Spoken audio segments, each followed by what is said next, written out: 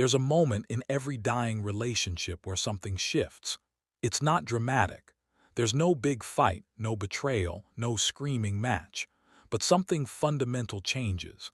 And what's terrifying is that most people don't notice until it's already over. I'm going to walk you through the specific signs that indicate your relationship has crossed a line from struggling to over. And more importantly, I'm going to explain why these signs are so hard to see when you're in the middle of them. Let me start with some research. A study by John Gottman, who spent over 4 decades studying relationships, found that he could predict with 90% accuracy whether a couple would divorce just by observing them for a few minutes. 90%. That's not because he's psychic. It's because there are specific patterns that emerge when a relationship is dying, and those patterns are visible if you know what to look for. The first sign that your relationship is already over is when you stop fighting about things that matter. This sounds counterintuitive, right? You'd think that fighting is a bad sign, but actually, fighting is a sign that someone still cares enough to try to change things. Fighting means you're investing energy in the outcome. When a relationship is truly over, the fighting stops. But it doesn't stop because you've resolved things. It stops because you've given up. One or both people have decided that it's not worth the effort anymore. And what replaces the fighting is something much more insidious: indifference. A couple stops arguing about finances. A parent stops trying to discipline a child. A friend stops calling you out on things. And you might think, oh good, we're getting along better now. But what's actually happening is that the other person has emotionally checked out. They're not fighting with you because they've decided you're not worth fighting for. This is one of the hardest signs to recognize because peace can feel like progress. But there's a difference between peaceful resolution and peaceful resignation. In peaceful resolution, both people have decided to work together on a problem. In peaceful resignation, both people have decided the relationship isn't worth the work. The second sign is what I call strategic unavailability. This is when someone is physically present but emotionally absent in a very calculated way. They're not rude. They're not cold in an obvious way, but they're consistently, deliberately unavailable. They don't make plans with you. When you suggest something, they're always busy. They don't initiate conversations. When you talk to them, their answers are short. They don't ask about your life. When you share something, they respond minimally. They're there, but they're not there. And the devastating part is that this is often strategic. Consciously or unconsciously, they're creating distance because they're testing whether you'll close the gap.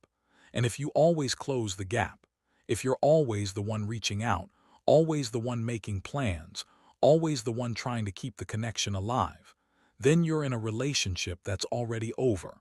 Because the other person has decided that maintaining it is your job, not theirs. This is particularly common in marriages that end. One partner becomes strategically unavailable and the other partner doesn't realize that the unavailability is a choice, not a circumstance. They think, oh, they're just busy, they're stressed, it's temporary. But it's not temporary, it's a slow withdrawal. The third sign is when you stop being vulnerable with each other. I'm not talking about sharing secrets. I'm talking about the small vulnerabilities that keep relationships alive. Admitting when you're wrong, asking for help, showing fear, expressing doubt. When a relationship is healthy, people are constantly being small vulnerable. I'm not sure about this. I messed up. I'm scared. I need you right now. These small moments of vulnerability are what create intimacy. But when a relationship is dying, people stop being vulnerable. They stop admitting when they're wrong. They stop asking for help. They stop showing weakness. Everyone puts on their armor and walks around protecting themselves. And here's the thing. When you stop being vulnerable with someone, you can't be truly intimate with them. Intimacy requires vulnerability. So a relationship where nobody's being vulnerable is a relationship where nobody's actually connected. The fourth sign is contempt. Gottman identified this as the #1 predictor of divorce. It's not anger, It's not conflict. It's contempt. Contempt is when you look at someone and feel a mixture of disgust and disrespect. You don't just disagree with them. You think they're beneath you in some way. Contempt shows up in small ways at first: a slight eye roll when they speak, a dismissive tone, a joke at their expense that goes a little too far, a refusal to take them seriously. Over time, it gets worse. You can't hide contempt forever. It seeps into everything: the way you look at them, the way you talk about them to other people, the way you treat them when you think they're not paying attention. And here's what's crucial: contempt is almost irreversible. Anger can be resolved. You can have a big fight and then make up. Hurt can be healed. You can apologize and rebuild trust. But contempt is different. Once you've decided that someone is beneath respect, it's almost impossible to come back from that.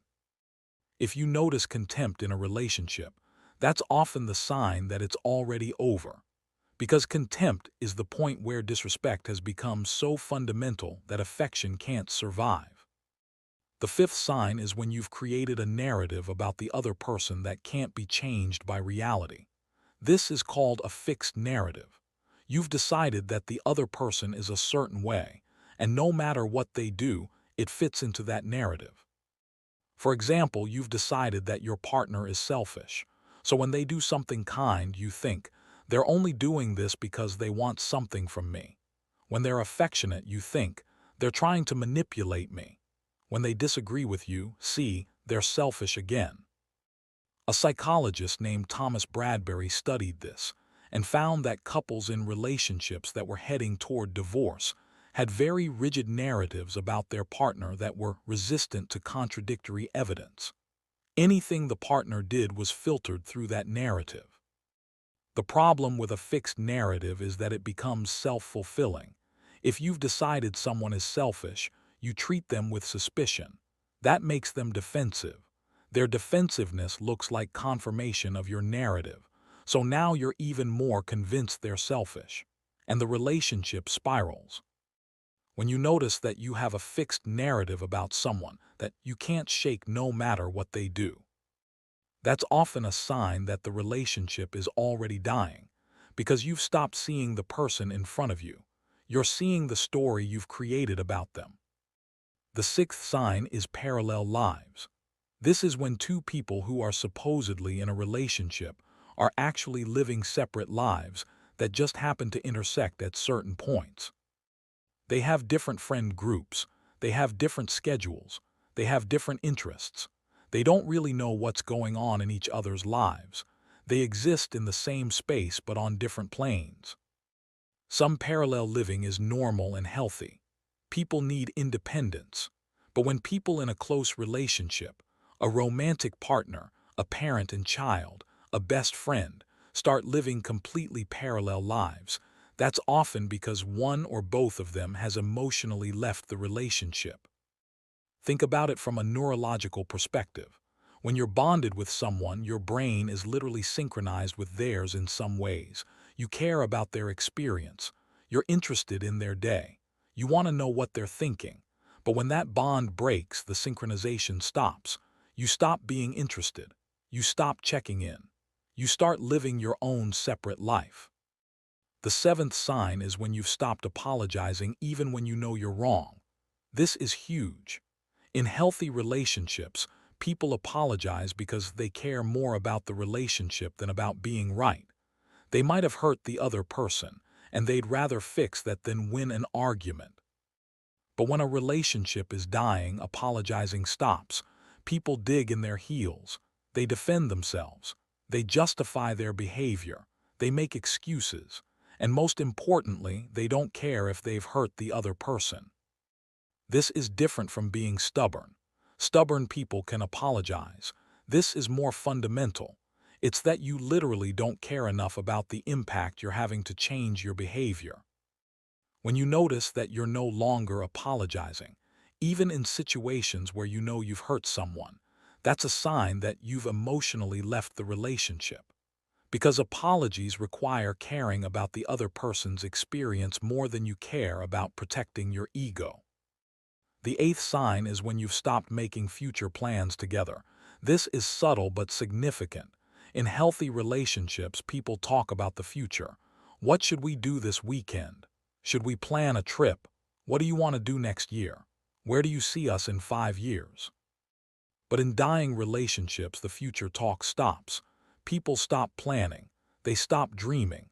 They stop imagining a shared future.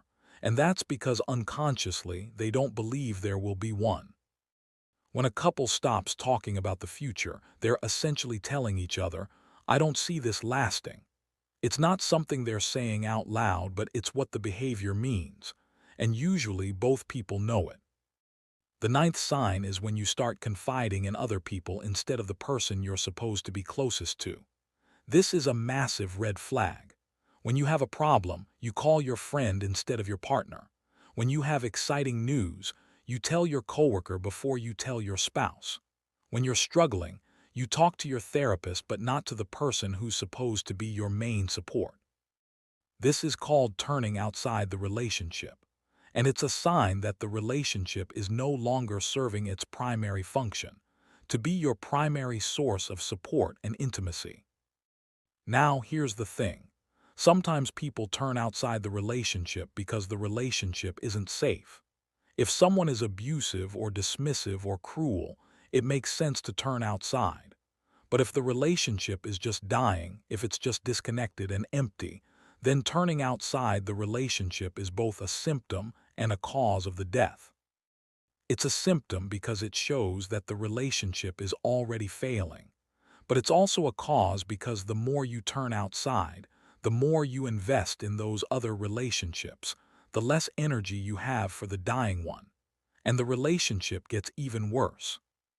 The 10th sign, and this is perhaps the most important one, is when you stop expecting anything from the relationship. You've lowered your expectations so much that you're not disappointed anymore. You don't expect your partner to be affectionate. You don't expect your friend to call. You don't expect your family to show up. And you might think, well, that's healthy. I'm not putting expectations on people. But that's not healthy. That's resignation. When you stop expecting anything from someone, you've essentially given up on the relationship. There's a concept in psychology called the expectancy effect. People tend to live up to or down to our expectations of them. If you expect someone to be cold, they'll be cold. If you expect them to be kind, they'll be kind. So when you stop expecting anything positive from someone, you're actually contributing to the death of the relationship. Let me talk about the timeline of relationship death. There's a famous study by Barbara Fredrickson that found that the quality of a relationship can be determined by the ratio of positive to negative interactions. In healthy relationships, there are at least 5 positive interactions for every 1 negative interaction. But as a relationship dies, this ratio shifts. Negative interactions start outweighing positive ones, not because anything dramatic happens, but because positive interactions slowly decrease while negative ones stay the same or increase. And here's what's insidious. The positive interactions don't disappear overnight. They fade. You go from having constant inside jokes to occasional ones. You go from frequent affection to rare affection. You go from deep conversations to surface-level ones. And because it's gradual, you don't notice. You think you're just going through a phase. You think things will get better eventually. But what's actually happening is that the relationship is slowly dying, and you're not noticing because the death is happening in slow motion. There's also what researchers call the cascade of relationship decline. It starts with a complaint. Someone's unhappy about something. In a healthy relationship, this complaint becomes a discussion, and the problem gets resolved or at least understood. But in a declining relationship, the complaint becomes criticism. It's no longer about the specific behavior, it's about the person. You're selfish, you're lazy, you're insensitive. Criticism is different from complaint. Complaint is fixable. Criticism is about who someone fundamentally is. Then criticism leads to contempt. The person is not just criticized, they're looked down on. They're seen as beneath respect. Then contempt leads to defensiveness. The person being criticized can't address the criticism because they're too busy defending themselves from the contempt. And defensiveness leads to stonewalling. The person shuts down completely. They don't respond. They don't engage. They withdraw. And once you reach stonewalling, the relationship is usually over. Because stonewalling is the point where communication has completely broken down. And without communication, a relationship can't survive. The interesting thing is that this cascade happens the same way across different types of relationships. Romantic relationships, parent-child relationships, friendships, they all follow this pattern. Now let me talk about why people don't see these signs until it's too late. There are a few reasons. First, there's something called the boiling frog phenomenon. If you put a frog in hot water, it jumps out immediately. But if you put a frog in cold water and slowly heat it up, the frog doesn't notice and boils alive. Relationships are like that. The death is so gradual that by the time you realize it, it's already over. Second, there's what psychologists call motivated inattention. You don't want to see that the relationship is dying, so you don't. You make excuses. You minimize the problems. You tell yourself it's just a phase. Your brain actively avoids the information that would tell you the relationship is over. Third, there's the sunk cost fallacy. You've invested so much time and energy in this relationship that you can't accept that it might be over. So you keep investing more, hoping that eventually it will work out. But you're just throwing good energy after bad. Fourth, there's the fear of being alone. Leaving a relationship means facing loneliness, uncertainty, and the pain of starting over. So people often stay in dead relationships because the known misery feels safer than the unknown possibility of being alone. And finally, there's the fact that most people have never been taught to recognize healthy relationship patterns. They don't know what they should be looking for. They don't know what red flags look like, so they miss the signs. Now here's something really important. Recognizing these signs doesn't necessarily mean the relationship is over forever. Some relationships can be revived, but it does mean that if you're seeing these signs, you need to take action. And that action needs to happen soon because the longer you wait, the harder it becomes. If you're seeing these signs and you want to try to save the relationship, here's what needs to happen. First, someone needs to be willing to have an honest conversation about the state of the relationship. And I mean really honest, not blaming, not defensive, just honest about what's not working. Second, both people need to be willing to invest in the relationship again. They need to be willing to be vulnerable, to apologize, to listen, to try. Third, they often need outside help, a therapist, a mediator, someone trained to help people rebuild connection. Fourth, they need to be willing to change patterns. The ways they're interacting aren't working. Something needs to shift. And fifth, they both need to genuinely want the relationship to survive. Because if one person has already emotionally left, if they've decided the relationship is over, then there's not much the other person can do. But here's the reality. Most of the time when these signs show up, the relationship is over. Not because it has to be, but because the moment you start seeing these patterns, most people don't act. They wait, they hope, they minimize. And while they're doing that, the relationship continues to die. The moment you recognize that a relationship is showing these signs is the moment you have a choice. You can either take action to try to revive it, or you can accept that it's over and start the process of letting go. What most people do is neither. They stay in the dead relationship, hoping it will magically come back to life. And it doesn't. So the real message here is this. If you notice these signs, your relationship might already be over. But that doesn't mean it has to be. It means you have a choice to make. And you need to make that choice soon. Because the longer you wait, the more the relationship dies and the harder it becomes to revive it. The people who successfully save their relationships are the ones who notice the signs early and take action. The ones who say, something's wrong here, we need to fix this. And they do the work to fix it. The people who lose their relationships are the ones who notice the signs but don't act. They wait until there's nothing left to save. And then they're left wondering what went wrong. So if you're seeing these signs in one of your relationships, the question isn't whether the relationship is over. The question is, what are you going to do about it? Because that's the only thing that actually matters.